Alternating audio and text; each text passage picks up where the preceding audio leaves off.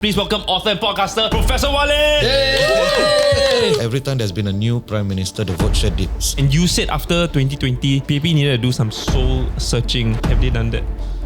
2020, the change in HDB resale prices was 5%, 12.7%, 10.4%. This year-on-year increase in 5 million GRC. Why? Like, it doesn't make sense. Do you feel like the incumbent will lose another GRC?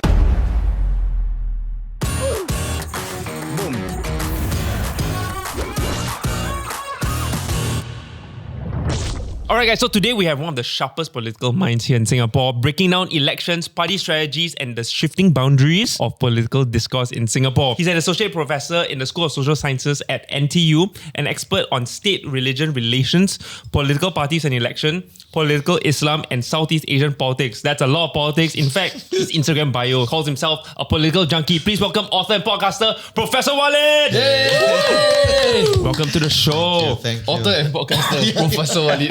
Right. In fact, no, speaking of podcasts, you have a podcast called Teh Tarik. It's my favorite drink. Yeah, it is. So I drink it every day. I mean, it's not doing as well as yours, you know, the setup, fancy setup, and Yours is real lah. Thousands of views, you know. It's all the bells and whistles.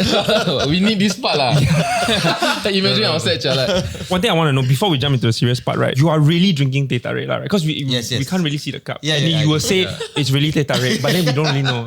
Yes. So then, where are you getting your Teh Tarik from? So my wife makes quite a mean Teh Tarik. Like, oh wow, homemade. I would say it's one of the best. But if you want outside, then you know this shop at Arab Street called Tarik. I think it sells the best Teh Tarik. Or the STBS guy one, that guy is it? Yeah. Correct. That one. The guy with speed. But the guy really legit. But that one is really good. Okay. I'm not. He doesn't sponsor me or anything. So this is a genuine endorsement. The Jordan in half the STBS. Okay lah, enough softball questions. That's all you're gonna get. Anyway, thanks for watching, guys. Let us begin with, I think, the elephant in the room, GE 2025. So it's obviously on the horizon, and it's hard to ignore what happened in 2020 because I think PAP lost quite a bit of the popular vote, right? From 2015, it went from like 69% to 60%, even during a pandemic where a lot of people felt like incumbents would actually be emboldened or strengthened. And you said after 2020, PAP needed to do some soul searching. From what you've seen in the last 5 years, have they done that? It's difficult to see major changes that have happened. I think what has happened in the last week, even with the budget, I would say a bit disappointed that there was no major structural shift or major policy change that was announced, because I thought this was PM Wong's time to like stand defining budget. Yes, correct. You know, before an election. But also I can understand perhaps he was thinking like a big move before the election is a bit risky. You know, maybe he's waiting after the election, he gets a mandate, then he'll make structural changes. So I don't think much has changed in terms of the PAP's philosophies over the past 5 years. When you talk about structural changes, was there something in mind that you were predicting? So, okay, if we all acknowledge, and PM Wong and the government has also acknowledged, for instance, inequality is a huge thing. This is just one possible structural change, right? It doesn't have to be this, but I'm talking about at this level. So the idea is affirmative action based on class, right? Right. Yeah, and to equalize for household advantages, household income advantages or disadvantages, to correct for inequality. Right? It could be other things. You know, some other places they practice something like this. If you have one child, you have 25% rebate of income tax for the rest of your life. Right. 2 children, 50. Yeah. So 4 children, like 0% income tax. Something along those lines that you can think, okay, these are major shifts instead of just handouts. And the thing about handouts also, right, which I think morally is the right thing to do, but politically I don't know how much it would actually shift things. I don't know whether you guys saw the video on TikTok, Chan Chun Sing saying in 2011, if somebody gives you $300, you ask them why not $3,000 back. And he is not wrong. I think he is right. Even though I think it's right to redistribute, I think people will still, after you redistribute so much, people will ask, oh, why only 300? Why not 400? Yeah. So I don't know how much that would actually change the electoral scene. After G 2020, some would have seen that as maybe a lack of confidence amongst like the 4G leaders, right? Do you think that they've done enough to regain that confidence for this upcoming election? Okay, the next election, however it goes, fairly or unfairly, will be interpreted as a referendum on the 4G and on PM Wong specifically. Right. So I think if the PAP's vote share is above 65%, that's a brilliant, tremendous result. If it's 60 to 65%, I think it's a good enough result for PM Wong. He can hold his head up high. I think if it's below 60%, imagine PAP vote share starts with 5, like overall. Yeah. I think Has it happened before? No, hasn't happened before. Right. Yeah. So I think it would be quite a disaster. And a lot of the issues that people probably would be unhappy about, right, are not even PM Wong's doing, right? Like housing, cost of living, right? Like, I mean, he just took over 1 year. What can he do, right? But as a PM, he would be the one who's front-facing all of this. Something that was also quite major was the way how it was handed over, because I think initially everyone thought it was going to be Heng Swee Keat, for example, and then after he stepped aside. So it wasn't really the cleanest of handovers. Do you think that hurt PMO? I think so. I think for a party that has always said the number one issue facing our country is leadership succession, I think that one was a bit mishandled. The leadership succession was a bit mishandled. Having said that, I don't think people are too upset about the outcome. The process may have been a bit murky, but I think Lawrence Wong is likable enough to people, right? As a personality. We've obviously mentioned about PM Wong and him trying to put his stamp on things, right? And something that we saw at the National Day rally was quite interesting. He's introduced things that I think are a little bit more progressive in nature, such as unemployment benefits, obviously with caveats, and more parental leave. Do you think this attempts to align a bit more with progressives is a good move, or do you think it may hurt the support with like conservatives? First of all, right, you can safely say since 2011 that the PAP has been moving economically leftwards. And there is no way once you start moving that it's very difficult to roll back that, right? What do you do? Like decrease parental leave. Like there's no way. It's much easier to not give somebody something than to take it back once they have it. So once that movement started, I had no doubts, whoever it was, whether it was Lawrence Wong, Heng Swee Keat, Chan Chun Sing, Prime Minister, they would have done the same thing. Like that movement leftwards economically was not inevitable, but predictable. But whether politically there's more opening up is a separate matter, right? I don't think that it would hurt them amongst conservatives. Like, where would conservatives go, right? Economic conservatives go anyway, right? They tend to support the establishment a bit more. I don't think suddenly they will say, oh, let's vote for SDP or something. The WP is not really so different from the PAP anyway, right? So I don't think it would matter that much for them. What are your thoughts on Pritam's opinion on the budget? So interestingly, Kelvin Cheng, whom you guys have had on, right? Kelvin is openly aligned to the establishment. He doesn't pretend like he's not. He agreed with Pritam on one and disagreed on one thing, right? So he disagreed that GST was not necessary. And I agree with Kelvin, actually. It is necessary. But I also agree with him and Pritam on the second one, which is the timing was a bit off. And in Kelvin's words, right, he said, Pritam delivered a quote-unquote heavy blow to the government. And I think ultimately most times elections turn on the economy or material issues. Not entirely, but mostly. And if you look at the past few years, right, everything has risen, right? Like just whether it's ERP, GST, town council, whatever it is, right? But I think the most jarring one for people would be the price of groceries and food, because this is something you buy every day, right? So it's in the psychological effect, right? And that every day, even if you can make a case, theoretically, that the GST credits offset them, right? But I think psychologically it has an impact where you go to the hawker center, you go to NTUC, you go to Sing Song every single day, every single week, and the rise in prices, right, is in your face. Again, is that PM Wong's doing? No, this is a global thing. Inflation was a global thing.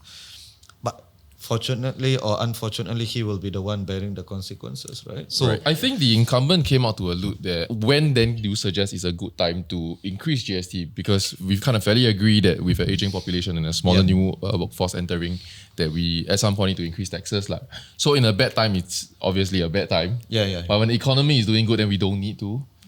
So in that sense, right, is opposition simply playing the role of opposition to always say that now's not a good time or we shouldn't? Yeah, of course. I mean, we must expect the opposition to play the role of the opposition. But if you accept that inflation has been quite high over the past few years, but politically, I would say it's before an it's election. Stupid lah. Politically, it's stupid. Is it? Right. But also, I mean, you look, I was just looking at this yesterday, since 2020, right? And that's my starting point because that was the previous election. The change in HDB resale prices was 5%. 2021, 12.7%.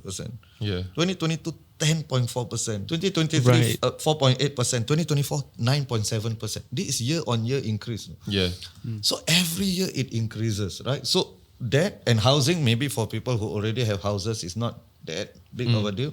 But for younger, first-time voters, I think this is the issue they're going to be most upset about. Sorry, these numbers are based on resale prices or Resale prices. straight from Resale HDB? prices, I yeah. see. I think if you go back to the groceries and the GST conversation, the fact that it's a double increase back to back is the worst part. It gave companies the chance to double increase their prices and use the GST increase 2 times as an excuse. Yeah. And then giving vouchers is probably just in my opinion, and I think streets say the same thing, that it drives inflation even more. You give vouchers, people just bulk their prices. Oh, the streets. The streets are saying. He just speaks like that, just let it go. The streets are saying. That's what the streets knows about. Who is this guy? Like? The streets are saying. Not the guy, not Mr. Streets. From TikTok. The more of vouchers you give, it's just a chance for companies to up their prices on, manufacturers to up their prices. They were like, oh, I'll give you $400 climate credit. Yeah. Now my fan costs $400 more. Yeah. So this is driving inflation, This right? is the same thing for even subsidies for HDB, right? Because I was asking one agent, why are the prices so high even though there's subsidies? And they were saying, because there's subsidies, you can raise the prices, right? So I mean, how does it work, right? Whether actually all these things are stopgap measures, whether they actually work. But regardless of whether it works, that's not how elections are decided, right? Elections are about perceptions and how people feel about this policy. So I was trying to see, because during the budget, a lot of things were given. So I tried to look at the comments on CNA, Mothership and Straits Times on Facebook, not Instagram, okay? On Facebook, because it's an older, more conservative, presumably crowd. And I didn't see like an overwhelming support for the budget. There's never overwhelming support for budget, right? Has there been? I think the first Only time vouchers were mentioned, probably. I think, okay, so if you No, look, before vouchers, it was cash, dude. Vouchers were downgraded. No, that's Last time they just that's shoot your so account. if you look at Lawrence Wong's first National Day rally, overwhelmingly the comments were positive, right? About that. About his first National Day rally. Oh, he did very well and so on. But I didn't see that same kind of enthusiasm when I was looking at the comments on the budget. So, and I'm sure the PAP is tracking that as well. Where do you think in today's climate, right, with the political tensions in Singapore, who has the harder job? It is true that it is getting harder for the PAP. It's no longer like last time. Like, trust me, bro, cannot already lah. Exactly. Trust me, bro, cannot. And then you have all these podcasts, right, as alternatives to mainstream media, So the monopoly of information is no longer there. All of these are true. At the same time, Lawrence Wong has said it's hard for them to get good candidates now. And I agree. Why would people want, right? The privacy, like your Instagram post from 15 years ago, you said something stupid at 18. Like, remember that guy? Like, people didn't like him during NS. Like, which one of you that people like you during NS? Like, I didn't like myself in NS. Like, I love my NS. And apparently he had to step down It was my life after NS. the sentiments was that he was elitist and Like, there's a lot of reasons for people not to step up to be PAP candidates, right? I get what PM Wong is saying, and I completely agree. It's hard for them to recruit, but I think it's even harder for the opposition because there's no guarantee of winning. PAP also no guarantee of winning, but less of a chance of winning, and then probably you won't get a civil service job or whatever it is, right? There's a lot of things would be close to you. But also the incumbency advantage is always there, right? All the institutions are under the PAP. The PAP has the access to the civil service, to the mainstream media, to the trade unions. So all of these institutions are still aligned to the PAP, right? So it's much harder to be in the PAP in 2025 than in 1990. But I think it's still harder to be an opposition in 2025 than to be the PAP in 2025, I think, right? It's a more uphill task.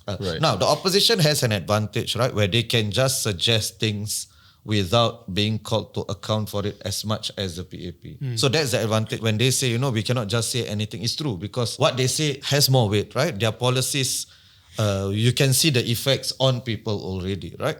Whereas the opposition, no matter how good their policies is, as long as they are not tested, is still at the theoretical level. I have encountered this, right?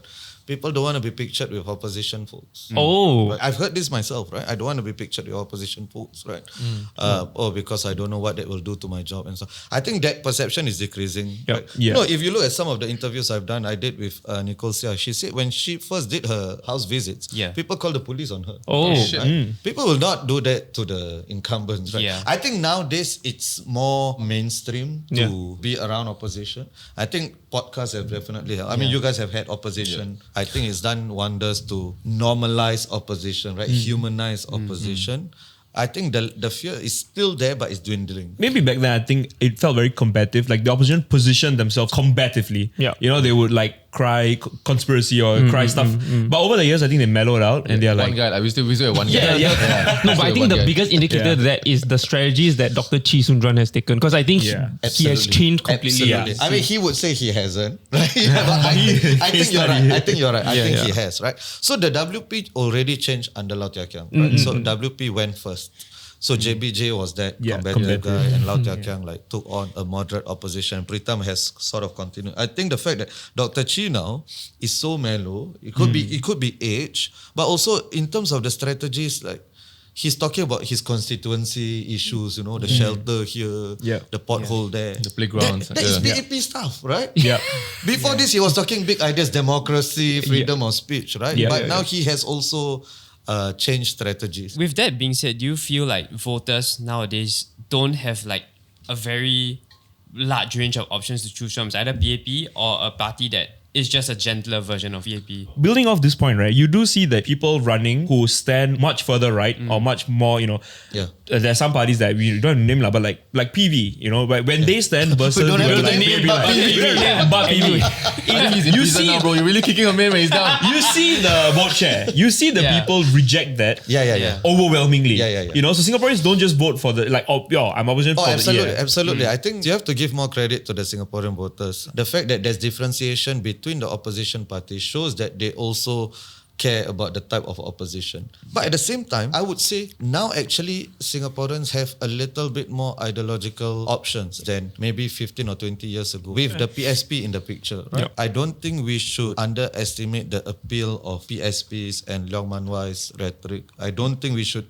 And I know in elite liberal circles, people tend to, you cannot. But I think he's more popular than a lot of us think.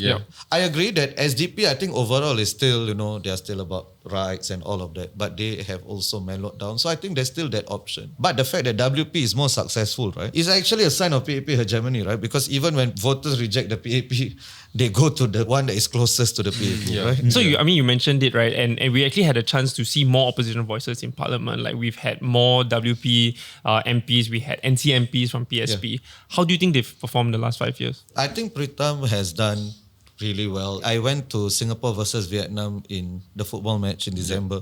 So Pritam happened to be there. So during halftime, I wanted to talk to him. I waited there. So halftime, 15 minutes, I couldn't talk to him. One by one, people went up to take a picture. Wow. One by one, like the whole 15 minutes. Until the game started, they were still doing that. Right? So I couldn't really talk to him. More popular than the Which players. is- First of all, so many Singaporeans flew there to watch, is it? That's so nice.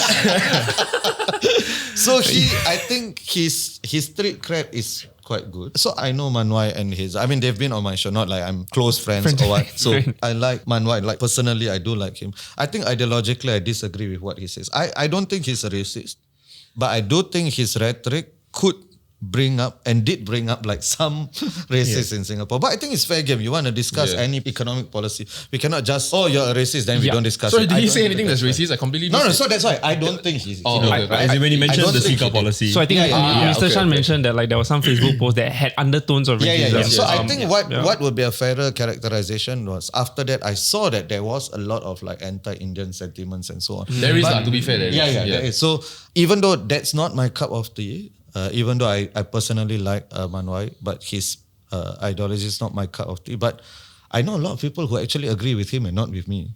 Including my late father who was saying, it's true, like immigration, like we need to stop it. My Indian father, like who's saying this.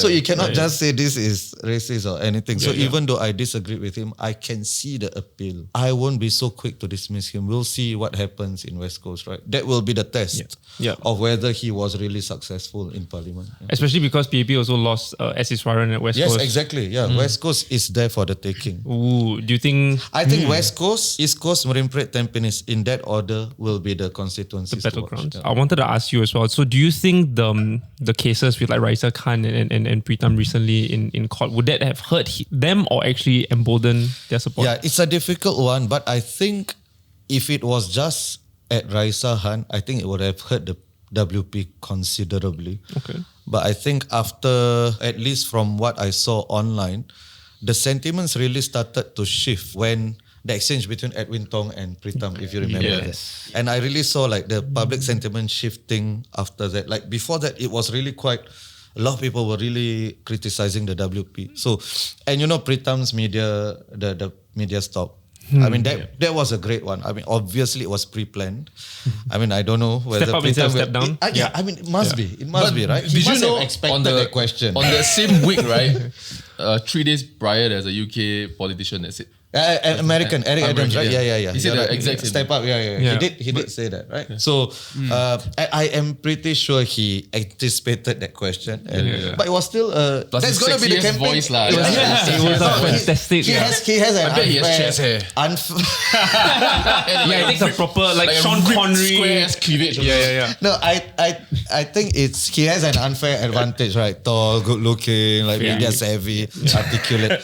All these things matter in elections, right? It does. Yeah. It sucks. Should that it? does. It does. It's unfortunate. Right? For me, as a short person, it sucks. Yeah, it's difficult with but it does. I life cannot on change hard the mode. facts. So I think Pritam is mogging PM Wong. Everything He's is not. mogging. Tall, dark, and handsome. PMO is a good orator, so gotta give I you think that. PM Wong is he's not not- bad. Speaking of opposition, I mean, you've also studied one-party dominant states as well, depending on when this comes out. We spoke to Kelvin Cheng about like the move or the shift. He predicts that in the near future we'll actually move into a two-party system because that is just the nature of first past to post Westminster systems. Do you think we'll get there, or do you think the one-party dominant state will still be the case in It Singapore? could be. I mean, if I make such a prediction, we will move to a two-party system, right? I can never be proven wrong because if 20 years later you ask me, hey, why hasn't? I say, haven't yet. Yeah, Don't yeah, worry. yeah. Like 100 years later, see, it happened already. Right? But we do see that dominant one-party systems very rarely last. There are some exceptions. Whether we see that in the immediate future, right, really depends on how well the PAP adjusts to changes, right? It's more about the PAP than it is about the opposition. Okay. It is about the opposition as well, but I think the weaker the PAP becomes, right, the easier it is for the opposition to solve its problems of recruitment, solve its problems of perception. And what we see in other countries, right, dominant one-party systems, the weaker the vote share, right, the more tensions start to build in party, right? I think the PAP has been remarkably successful in not having a split since 1965. This is quite rare for dominant one-party systems, right? The internal faith within leadership will Correct, falter and correct, people yeah. want to go different Basically directions. I that's see. it. So do you think if we hit 50s in the vote share this time around, there'll be chance of like some sort of Not leadership struggle? major split, but I think probably that's. I mean, Yeah. you guys are shaking your head because it's unimaginable, right? Yeah. For the Yeah. PAP to get Yeah. 50%. I think probably there will be internal questions asked, right? Yeah. Yeah. And every time there's only been 2 times, right? Every time there's been a new prime minister, the vote share dips. When Goh Chok Tong took over, it was 61, a dip of about 2 to 3%. When Lee Hsien Loong took over, 2004, 2006, there was an election. He got about 66, which was high, but it was a 9% dip from the Right. previous election. So if there is a dip, right, if that trend continues, below 61, Yeah. The margins. I can't even imagine on election night watching a number Yeah. under 60. Yeah. And honestly, right, I don't want that to happen for Lawrence Wong. The problems that he has inherited, I don't think we can pin it on him. And because I kind of like Lawrence Wong. So if it's below 60%, he will face issues. I feel like during SM Lee Hsien Loong's like maybe last 6 months as PM, or even the previous GE, he was really pushing for Singaporeans to understand this check and balance and voting opposition is a very dangerous narrative. And then when we had PM Lawrence Wong over here and we asked him, do you feel like there is a need for opposition? And I thought he was going to continue that rhetoric, and he says, check and balance is good. We want check and balance in Parliament. And that was surprising, and I'm not sure him fueling the fire of that might be dangerous in a sense whereby I did a dipstick test on Are You Okay, right? Where I asked, do you all want check and balance? And everybody wants. So he said, by that rhetoric, we'll all vote opposition. And then everybody wants check and balance. So we you're will saying all what, vote a opposition. possibility of rigged election, is it? Perhaps. Okay, so I think this narrative will come out and I'm against it, right? So you cannot accept the results of an election when you win, and then when you don't, it's a free election, right? So it's either it has always been free elections, or and therefore the next one will be a free election, or it's never been free elections, right? So if you believe in the vote of the people, you believe in the vote of the people, full stop. And secondly, Singaporeans will always vote according, not just Singaporeans, every voter in the world votes according to the institutions. Because what we have now, the two institutions are basically the first past the post and GRC and the dominant one-party system. Singaporeans will base their votes on this. Right? So if this was a proportional representation system, Singaporeans will vote slightly differently. Right? So now, generally, PAP's majority is safe. You can take this to the bank, right? If I'm wrong, I did this after Yeah, okay. you double down now. PAP will win, and in fact, I would say PAP will win 2/3 majority still, Yeah. right? So Sure. it's only it's only a handful of seats that that is in jeopardy, right? Right. Or potentially in jeopardy. Even of those, not all of them will go to the opposition. But even if people all vote for the 4, right? I think if you accept the results when Singaporeans voted PAP in, whatever the result, you have to accept that as well, right? Yeah, I'm gonna put you on the spot. Okay? Please. For some predictions that nobody can hold you to it. Give you my idea later. And we won't master you. We're like wrong. Then we like, oh, On election day, we will. Promise, okay? On election day, as every result comes, we'll make a real and put it out. Word context. Do you think that Sengkang GRC PAP has a shot getting it back? Okay, so I think Aljunied, no, okay, I don't like making predictions. No, you because I'm gonna go through the whole there's list. no benefit to it, right? We're going to go through all 89 seats now. Let's start with the first GRC. I think there will be more than 93 this time because Oh, there that's will be, right. there Okay. will be Yep. some Yeah. there. But let's say about 96. But Aljunied, I think, is safely in the hands of WP. Okay. I think Sengkang is quite safe, not as safe. Probably slightly in play. There's a chance for PAP to get it. But I would put the WP as Right. favourites. And Okay, would- I think the PAP Sengkang team there is not that strong. Yeah. Would you say that as a baseless prediction, right? It's completely completely baseless. based on vibes. Do you feel like the incumbent will lose another GRC this election? I think there is a good chance. Yeah. So I'm not a betting man, but if I were to bet, probably yes. Right. West Coast. You think it's West Coast? I think it would be. Yeah. I think West Coast is the one that is most in play. But again, dependent on so many things, right? Until the elections, a lot of things can happen. The other is dependent on who is sent where. Who are the candidates? This is so crucial because in our system, we vote for party but also candidates. But you're right. I think it's depending on who they send. Imagine being the PAP person that's being sent to West Coast and how Yeah. nervous you So may that's why. feel That's about why. that. So this is very interesting. So I'm also Or looking Aljunied at for that matter is like Aljunied basically it's almost like a suicide squad. Almost. Almost. So West Coast, one of the things I'm really interested to see is which minister is placed where, right? Because Desmond Lee seems to be like a key member of Lawrence Wong's team, key ally of Lawrence Wong. So does he go big? Does the PM go big, go home, continue to keep Desmond Lee there with the possibility of losing him? Risk it, or just send him somewhere safer, you know? And then But setting somewhere safe is you're tantamount to saying I give up on West Coast. Correct. So that's I'm giving it. and No then also what does it say? You send Desmond Lee somewhere and then who do you bring in? Who's the anchor? Who are you going to convince like, hey, okay, go there? Because you also still want to win. You still want to win there. But to right? be Yeah, fair, I so- think the lack of faith in Desmond Lee, if anything, is not his technocratic ability. It's a lack of not exposure lah, it's right? like It's personality politics. It's damn again, hard to yeah. know. I don't know who is he also. Yeah, like yeah. I don't know anything about him. Yeah. Do you think because if I remember correctly, Heng Swee Keat was last minute move to East Coast last year, right? From Tampines. Nomination yeah. If that didn't happen, do you think East Coast would have been even closer last time? around? Actually, it could go both ways. It could be that. It could be that without Heng Swee Keat, East Coast would have been lost. But it also could be that during that speech, the East Coast Plan speech, right? And then people thought, do we really want... right. Do we really want this? Because I think that speech did a lot of damage to him. Yeah. For sure, That probably 100%. tanked his PM, in my 100%. opinion. That tanked his 100%. premiership. Yeah. I don't think we can just. I heard a lot of people were saying, "Oh yeah, he cannot speak well, but he's a very good policy maker." Then maybe the prime ministership is not for you if you cannot speak well, because that's 70% of your job. Right. Yeah. Right. So that's such an important part of your job. So I think the East Coast Plan probably did that speech probably did turn some votes as well. And you know now, East Coast residents, my parents, my mom lives in East Coast, my siblings live in East Coast, and they'll be wondering, we were promised a prime minister, we didn't get it, right? Oh. So how will that affect? Yeah. But on the other side, Nicole Seah is not there. Yeah. So it does weaken the WP tremendously. Yep. So who are they going to send? Are they going to send Harpreet there? Or are they just going to be conservative and put Harpreet in Aljunied, Sherwin, get him in parliament? Right? There's a lot of hype around him.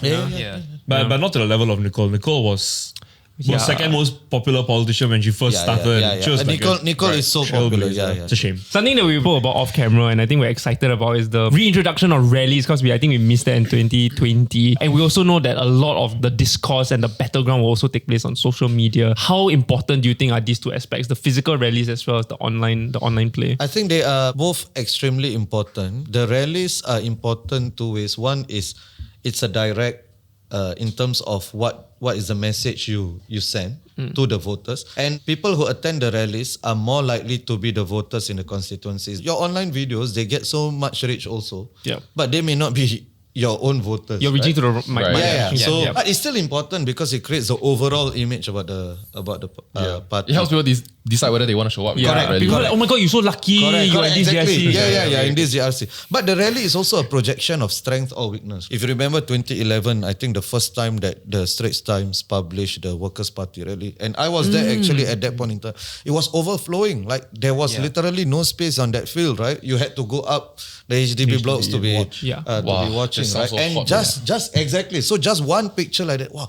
And then there's a demonstration effect. No? And remember, this is 2011, before Instagram and all of this like really became battleground sites. So people were thinking, oh, actually there are other people who want to vote for the opposition, right? So there's this demonstration effect that rallies could have. And rallies just add to the atmosphere. That's for me, that's more than anything else. You know, You know that for rallies, right, they are not allowed to play music. They are not even allowed to use flashing lights. Then the only music that's allowed is the national anthem. So you cannot bring in like Taylor Swift. You can't. We can. She's singing Madura Singapore. They can, right? No, I don't think can even do a live band. Oh, Yeah, they must just. If Pritam was up with guitar, is not. Unless, If Lawrence and I'm not very sure. Very folksy. The Prime Minister pulls out a banjo and, Based on what you're seeing online, because obviously now we have seen both sides of the aisle, their TikTok accounts and they're very active on that. What are you seeing that candidates are doing well and not so well? I think it's candidates. Individuals Are doing this well versus others, right? So in the PAP, I think there's a wide variation. And you guys know, right? On social media, TikTok, right? There's a fine line between informative and being cringe, right? Yes. And you need to balance that. I think Ong Ye Kang sort of does it pretty well.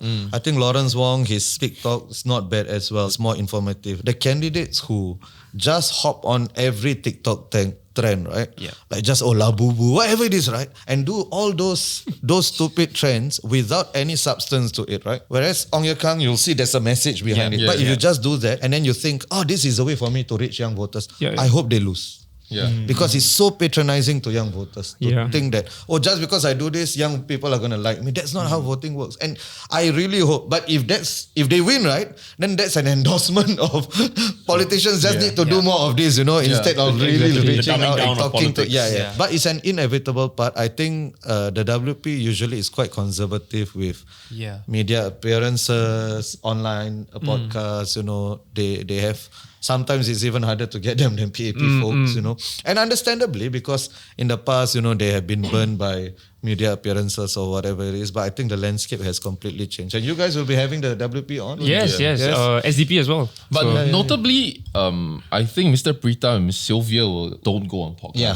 So do you think that in today's landscape that hurts them or that protects them? I think for Pritam, because he has the level of visibility that the podcast... You don't need the podcast for that. Now, I still want him to come. I still want him to come on yours, come on mine, But maybe he also thrives on that level of mystery, a bit.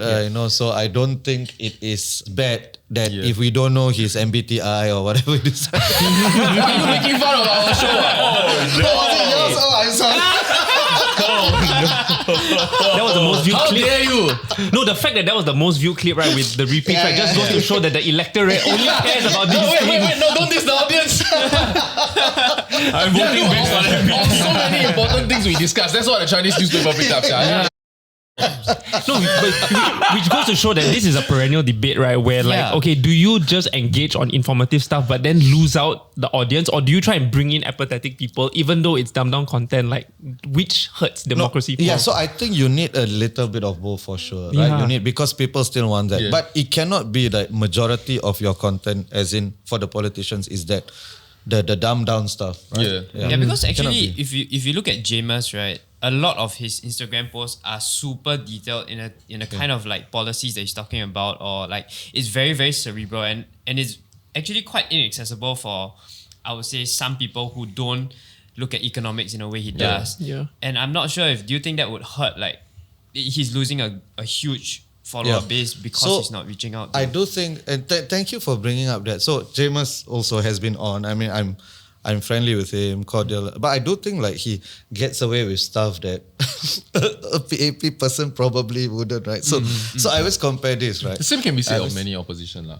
Oh no, I think this one specifically in this particular point, right? So I mean, why do so many Singaporeans not like Chan Chun Sing, right? I do, but why do people not like Chan Chun Sing? I think it's elitism, right? Oh, he speaks like that and so on. But I thought you were against elitism, right? Yeah. So why? Men on the street, So then. But then, imagine it was an opposition who sounded like, it was a PAP guy who sounded like James. You know, probably the reaction would be different as well. So that's what I mean. But I do think within a party, you need different kinds, right? Cannot be everybody does the dumbed down content, right? You still need those people who maybe appeal to those other crowds, you know, and people can see. Because one of the criticisms in the past of the WP or of the opposition is that, you don't have policy proposals. You only criticize. So then when James comes out with detailed policy, then we also cannot say, look, so detailed, like it doesn't reach the... Right. Yeah, so. Plus, I think a lot of people who maybe can't understand just go, smart guy in opposition. Yes, exactly. Please stay there. We briefly talked about being left or right economically, but based on social issues as well, I think that was something that happened in the last 2 years with the repeal of 377A. And I think something that you brought up in the 2019 paper, a term that you mentioned, electoral secularism. Oh, thank you for reading where so for those who don't know, it's basically in areas or states involving religion where the state has no firm predisposition, the state adopts a position that pleases as many of its citizens as it can or displeases as few citizens as it can.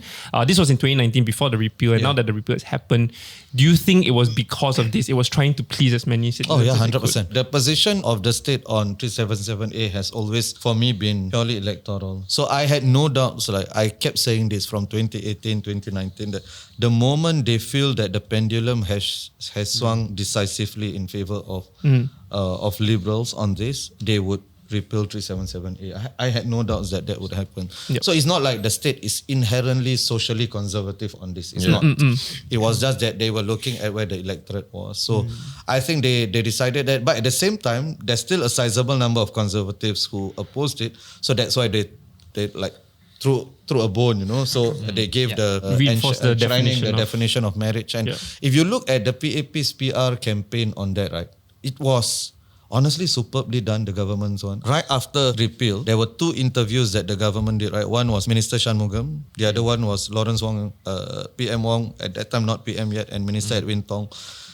And it was clear that one interview was seemingly appealing to the liberals, the other was appealing to the conservatives. So they are doing both at the same time, so they do not alienate people as much as possible. I know for a fact they had a lot of closed door discussions with many different conservatives, liberals on this, right, just to prep them for the eventuality. They did actually. I was in one of the closed doors to figure out what it was, and I thought it would be an extremely populist move. And in my head, I thought there was nothing to worry about, because at some point I feel like the older conservative folk, it doesn't really affect them. And for the younger folk, that's what they've been pushing for. In fact, in an engagement session with one of the ministers many years before the repeal of 377A, somebody asked, and he said it's a matter of time. Because it's already getting challenged in court. It's a matter of time. That was like years before they repealed it. And when they repealed it, I thought there is no PR problem here, but they knew. They knew to a certain extent, the pushback from conservatives will be very loud, and especially I'm religious like, conservatives. No lah. But then I was wrong. I was like, oh my gosh, we spend so much time talking about reinforcing the constitution of family and blah blah blah. And then I was thinking in my head, I kept to myself, but it's like, right. At some point, it feels like you do something, then after you want to say I never do. That's why I'm a shit politician. I would have been a shit politician. But in my head, I would have milked the repeal. You know what I mean? No, but I think they purposely didn't Yeah, They purposely did it because they Yeah. didn't want to like rub it in, you know. A very minority viewpoint, it's a very small one that I hear in some circles. So I'm quite streets are- friendly. These are side alleys. These are like the small, only walking kind of very small lorongs. Yeah. Is that it wasn't as balanced a thing because an unenforced law being removed is nothing. It's just paperwork. Enshrining something in constitution is a step away from marriage equality. Yeah. So I think I did hear that as well, but I would say this is not like Same lorong. Same this value. is not. And my response to that was, this is not the American Constitution. You know. Our Constitution changes. Very fluid paperwork. Amendments. Change all the time. So it's not like enshrined, can never change, okay. right? Two-thirds majority changes it, right? Yeah. So I don't think that I've heard that, but I don't think that is a strong enough argument. Do you think the constitution being a Word doc that gets edited every 10 minutes is a Google Docs, Google Docs. Google doc that gets edited? Yeah. You know, I mean, I always felt very weirdly about that. Yeah, so that's the thing, right? So elections have consequences, right? So the consequence of an election is partly when you give that two-thirds majority, you give them the authority to change the Amend constitution. constitution. So, I mean, if you had issues with it, it would be at the elections, right? Yeah. You've also described Singapore's secularism to be interventionist. Yes. What do you mean by that? So that means that the state doesn't leave things to chance. Passive secularism, right? Maybe a version akin to American. Like you if Christians and Muslims want to fight it out, and even atheists, you want to fight it out on the public square, go ahead and fight it out. Yeah. As long as there's no violence, it's fine. But in Singapore, no, right? The moment there's any whiff of something that could potentially lead to something that could potentially lead to racial disharmony or religious disharmony, the government will intervene. And don't take my word for it. Lee Kuan Yew was the one who said in the National Day rally, right? He said, I make no apologies for telling people who their neighbor is, how you spit, where you spit, and so on. And then Minister Shanmugam said a few years ago, he said that often we are accused of social engineering. And I say, so what? Right? So what? He said that. So what? So they do social engineering in terms of the GRCs. Yep. You have the Islamic Religious Council of Singapore, which is under the government. HDB quotas. EIPs. You have HDB quotas, EIPs. You have interfaith organizations which are independent, but they work closely with the government. The government has a lot of say in that. And all of these are the major instruments they use. And if that doesn't work, then you still have the ISA. Yeah. You have all the maintenance of religious harmony act, and now the maintenance of racial harmony act. Yeah. But the state is the sort of the last resort. Do you feel like you can agree with this stance? So I think it's an extremely rational one. The interventionist one I think makes sense.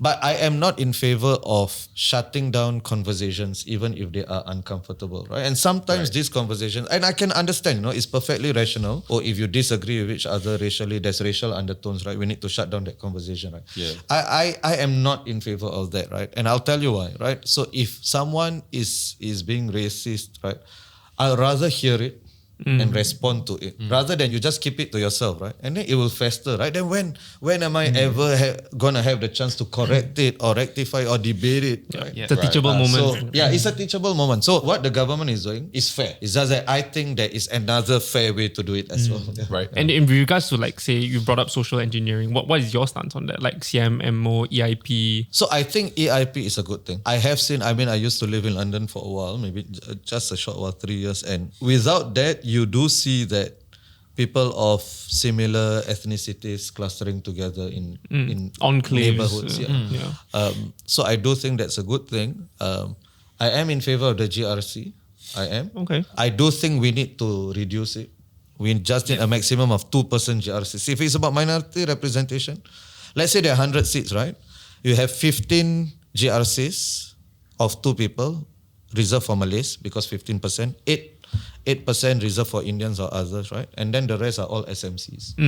So you'll have more than half SMCs. You don't need 4-man GRC, 5-man GRC. Why? It doesn't make sense. Honestly, if it's 4-man GRC, 5-man GRC, do you know who are the ones contesting along Taman or Lee Hsien Loong? You need to know the main guy. Along Taman, any 4 of us will become parliamentarians, right? Anyone alongside Lee Hsien Loong, but also perhaps anyone alongside Pritam could get elected as well, right? True. It could work the other way around as well. So I think the riding on the coattails effect is more magnified when there is a higher number of people in the JRC. But the concept, I think I'm not against it. How about a more recent chatter people are unhappy about is the fact that Singapore has a lot of mayors. Do you think the problem with the mayor position or how we perceive it, right, is the word mayor? A lot of times we have attributed the duties of an MP, right, which shouldn't be attributed to them. Like, if you go to your MP and you talk about mosquito management in your ward, right, I feel like it's a waste of the MP's time. Right? It's a waste of the MP's time. It's a town there's council an problem. EA, town Right, council. right, There are right. other people who are better equipped, who have more expertise to deal with that. But this is a doing, I think, of the PAP, right? By focusing on town council management. Yeah. When I think the role of an MP, I think, correct me if I'm wrong, but it says so in the title, right? Member of Parliament, is to speak up in Parliament, right? That's the main job, right? Yeah. But rarely ever do we judge our MPs by how well they do in Parliament, right? We judge our MPs by whether there's a shelter to the bus stop, whatever it is. Right? I find it opposite actually. We don't give enough weight to that. Not that we don't give enough. I think to a certain extent. So my mother-in-law lives in opposition place, and she also agreed that municipal facilities have, like the standards have kind of gone down a little bit. Yeah. And also understandable, they are new on the job. They don't have the economies of scale and they are still learning and blah, blah, blah. But she also recognized that she lives, I mean, I'm not going to reveal where she lives, right? But she lives in an important place for opposition. Three choices. Oh, no, one of it. No. That's my mother-in-law, bro. What are you doing, bro? As if there's like 6 swing states to pick from. Is Pennsylvania? All like next to each To a other. certain extent, she just really wants shit to work. She wants stuff to be clean. She wants building to be renewed. But to a certain extent, and then the other side is that but a key opposition place. Yeah. Yeah, So, so I it's think tough. like other Fernvale residents, right? She's not. He straight up was like, Josh's mother-in-law's postal code is I'm gonna say it, but we gotta beep it. So it's false. Okay. That was very smooth. That was beautiful. Smoothest doxing I've ever seen. But he has helped narrow it down to 2. Yes. When my previous MP, Kobun One, when he came to my door to ask what are my issues, right? It was very obvious that they were angling it towards what is wrong in your neighborhood that you want to change, not what is wrong on the country level, on a national level. I want to know whether you think something is wrong here. And to me, I was like, if you get rid of the PMDs on speeding on the pathway, I'll consider voting for you. I straight up said that to him. These people all started laughing and they were all like, what the f***? You just said it to like, come on, Casual labor. No, straight up, come on. I was like, oh, okay, that's I can do that. You got someone to come and take me out. You bet He was Monday. like, what, that easy? Watch the Monday Night News, bro. So he's to blame for all the he's getting banned. So it's not Lampini Nampas, I put the little bug into Common once. He was like, I'm going to leave. I'm going to step down soon. I'll just do this for you. Lampini is going to therapy for you, bro. But bring it back to the point about what you said about how we approach our MPs and the issues we bring to their attention. When you write in and he makes the change, people do things about it. Yeah, for sure. So in a way, if they've already fostered the MP, like, they've consolidated the power in him and his influence, then how are we gonna... To be very honest, it's if he follow-ups. Not everyone also. Because there's so much problems that Exactly. everybody needs to prioritize. Exactly. If you are an MP that simply writes the letter or volunteer helps you draft a letter, you sign off and you don't follow up, honestly, I think by human nature, most people will just... I remember when I was 21, right? I threw a cigarette butt. My fault, yeah. Oh, it happened to me before also. You wasn't revealing of myself. Then kena fine. Then I was 21, I got no money, like $300 or $500 fine. That's crazy. And I was like, I think I was 22, it was the NS salary. So that was like the entire salary. So I went to my then MP. I forgot where I lived. I moved a lot. And then I spoke to Dr. Maliki. So You wasted his time on this. I queue up. The MP was not even near my house. So I had to Google where the f*** is it, then take a bus there or whatnot, right? Then I had to speak to him. Then he was like so nice about it. It's like, I help you write a letter. Then I got charged in court lah, right? Then the moment I'm like, Rightly so. you, like, I'm not gonna vote for you. You know, I damn emotional about it. Because he didn't follow up. Yeah, dude, and many years later, I shot something with Dr. Maliki. Then I'm like, he's such a nice guy. I almost killed him. So that is it working. I would be shocked if our system allowed the MP to actually appeal. No, it's so humbling, you know, when you're in court, right, and then you're trying to appeal $300 fine, right? The guy before you, right, has cancer, right, and trying to get away with a $50 parking ticket, then he still got it, Then I'm like, oh my god, I'm an asshole. I had this walk away. I'm an NS man, and I made a mistake, blah, blah, blah. When it's my turn after listening to all the appeals in court, right, I'm like, Just gives us the court time. It could work both ways, right? So you have this this unrealistic expectation of MPs, right? Like, oh, my child didn't get into medicine. Yeah, your child didn't get into medicine. You go to the MP for what? Let's go him. The MP probably will write, knowing that the letter cannot go anywhere. But then you blame the MP for He's not it. Santa Claus, he's not going to grant everything. But now that you've mentioned that, right? Yeah. Like the frivolous matters that we bring up, as if like they have something, oh, my son cannot serve NS. Please, can you write a letter, ask him to exempt? Stuff like nonsense like this. The counterpart of this is that if I go to my MP and I write him and I tell him, hey, I feel very strongly about our relations with so and so country or how we do trade with this place. I don't like that we do this. I don't like this policy that you have that affects businesses like this. Stuff like this. And then they disregard it. Or in some places when you write a letter and nothing comes out of it. But when this, so you're talking about the latest Israel. I mean, there was one recently where this morning I think the police went into a bunch of students' houses and stuff like that. If the residents go to that, right, then the MP's job, I think, is to convey this to cabinet. That's the MP's job. Like, hey, you know, there are a lot of people this, right? So that's their job. It's not like the MP, right? It's not like a foreign policy. He's not suddenly like he can change foreign policy. But I think the MP also shouldn't be dismissive of it and shouldn't say like, oh, I'm here only to listen to bread and butter concerns. I think the MP shouldn't do that. The MP should just be humble and take the L, take the L. Just say, okay, I'll just... Hey! It's on the streets as well. The streets will appreciate that. Streets will appreciate it. So I want to say he's 28. Just say, I'll convey this to the cabinet. I mean, I hear you. And but it's our job to be the better electorate, to bring these things up, you know? If we ourselves only keep focusing on bread and butter, then he's obviously not going to go out of his way to say, hey, tell me. So this is the thing. If there's no demand, there won't be supply. This is true of economics. This is true of politics, right? So ultimately, they will react. MPS is also a way for them to know what are the issues that matter to people, right? Then they can calibrate policies based on that.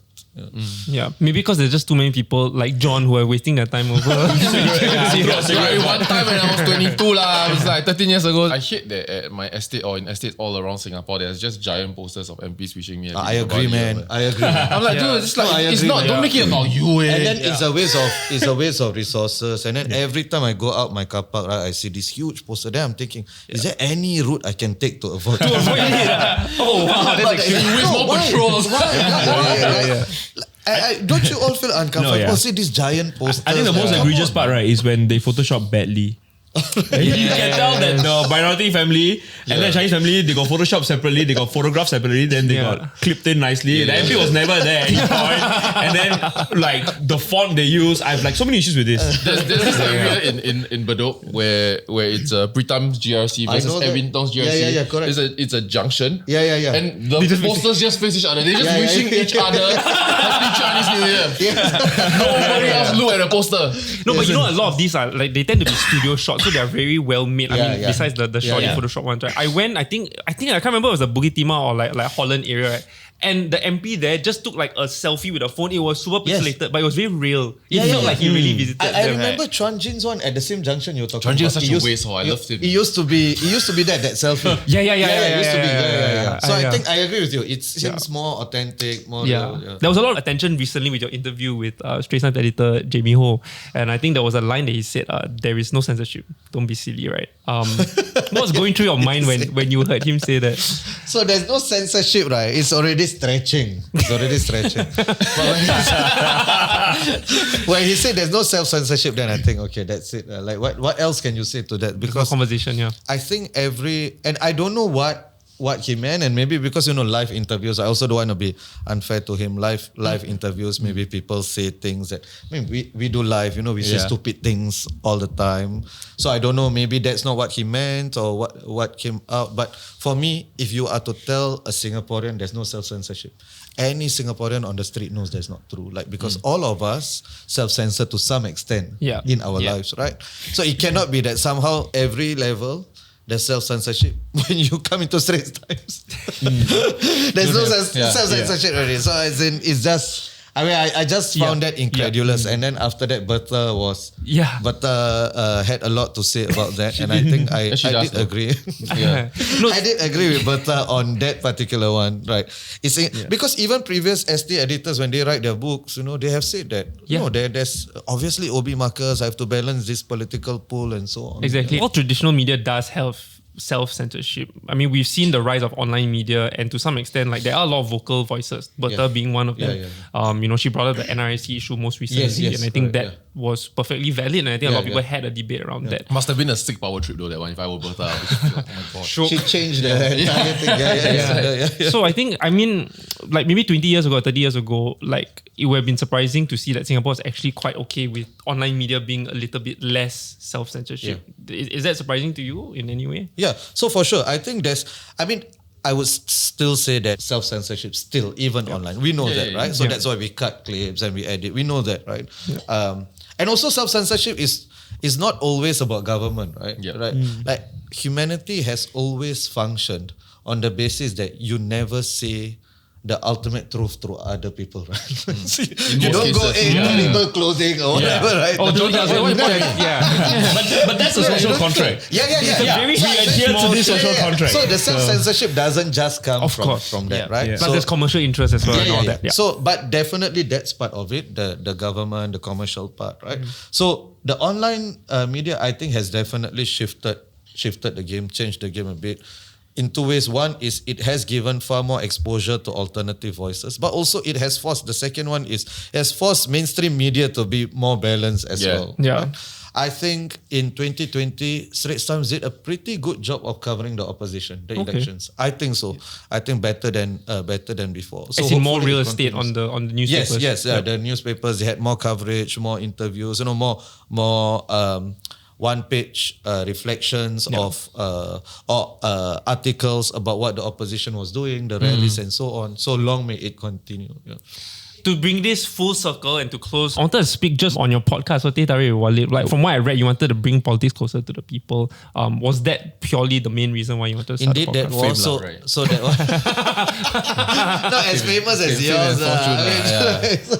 So I definitely want to increase political discourse. Want to show that politics is important. Don't ever say, oh, this is political, so I don't want to discuss. Yeah, people say that in a bad way for that reason. Like, oh, I don't want to be political. Why? Be political. Yeah, This it's so is fun. political. Like, I don't understand like why you don't want to be political. We think of politics as a dirty word. I also want to show that we can have legitimate disagreements without being disagreeable too much. You know? So without polarizing. So I have tried to have conversations even with people I disagree with. I'm gonna have one soon. Depending on when this comes out, I'm gonna have Gomeng Singh on. Oh. Who's quite a controversial figure, right? Yeah. And I myself disagree with a lot of what he says, especially in the past week. In the past week. His Facebook posts and so on. Which makes a great conversation. Exactly. So he has given me the honor, right, of wanting to come on. So I'll be respectful as well. But hopefully I'll still ask difficult questions. And also I have a dog in this fight. He wants to contest in Tampines, right? I'm a voter there, right? So I should be holding him to account. This is your meet your that MP session. decision. Yeah. Be a candidate. Me a candidate. And which has been your favorite interview so far and why? So there would be a few. I think the one that is most like inspiring to me was Dr. Ang Swee Chai, this doctor who has served Palestinian refugees and even Palestinians for the longest time. She was a Singaporean, now she's a UK citizen. That was really, really inspiring. So in terms of politicians, Yaakob Ibrahim was a very good one. Paul Tambaya is fantastic. You are having him on. We're having him on, yeah. Hey, why do you know that? He's a man in the know, huh? The streets are... The streets are saying. Wow. To be fair, I told him just now. We found the shame.